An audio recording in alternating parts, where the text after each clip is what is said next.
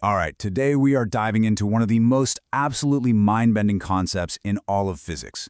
We're talking about how a black hole's insane gravity doesn't just pull on things, it can actually stretch, bend, and even cage time itself.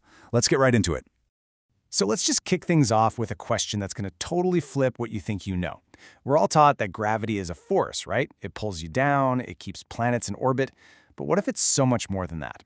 What if gravity can literally build a cage and trap the flow of time? That's the rabbit hole we're going down today. To even begin to wrap our heads around this, we've got to totally rethink what time even is, you know? It's not just the steady tick-tock of a clock on the wall. Turns out, it's a physical, flexible part of the very fabric of our universe. So picture this. The whole universe is like this gigantic cosmic trampoline. Now, if you put something really heavy in the middle, like a bowling ball, that's our black hole, it creates this huge, deep curve in the fabric. Well, that fabric is what we call space-time. And just like it warps the space around it, it also warps and stretches time. Okay, got that image in your head? The trampoline with the bowling ball? Good. Because now we're going to take a trip. We are heading straight for a supermassive black hole to see firsthand what happens when we start going down into that deep gravitational well. So here's how it plays out, step by step. As we get closer and closer to that black hole, space-time starts to stretch out. Now imagine that time itself has to travel a longer, more distorted path just to get from one second to the next. And because it's on this longer journey, our clock, your clock, is going to start ticking slower and slower compared to a clock way back, far away from all this gravity.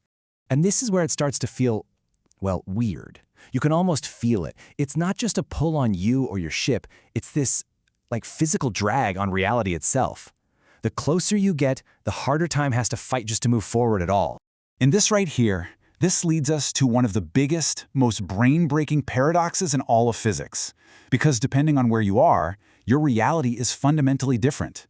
So let's compare two experiences. Yours, as you fall into the black hole, and your friends, watching safely from a distance. Let's really break this down. From your point of view, the traveler, everything feels completely normal. Your watch is ticking along 1 second per second. You're just falling. But for your friend watching from their spaceship way, way back, something incredible is happening. They see you start to slow down. Your movements get sluggish. Your watch seems to be ticking in slow motion. Until finally, as you reach the event horizon, you just freeze. You seem to stop completely. It's the same event, but two completely different realities. How wild is that? This quote just nails it perfectly. While your friend sees you as a frozen statue, you look up and what do you see? The entire future of the cosmos whipping by. Stars are born and die. Galaxies collide. The universe outside is on absolute fast forward. So what your friend actually sees is your image getting stretched out and redshifted by the incredible gravity. You become this permanent reddened ghost that's basically imprinted onto the event horizon for what seems like forever. You're a ghost on the edge of space-time. Okay, let's flip it. Let's stay right there with you, the traveler, hanging at the edge of everything. What does it look like when you look back out? What does it mean to see the entire universe on fast forward? The scale here is just staggering. Think about this. In the 5 minutes it might take you to feel your heartbeat a few hundred times, you could watch a nearby star be born, live its entire life, and then die in a supernova. Wait 30 minutes, and you might see a nebula collapse. A couple of hours, you could watch two giant galaxies, just like ours, dance around each other, and then collide in a spectacular merger.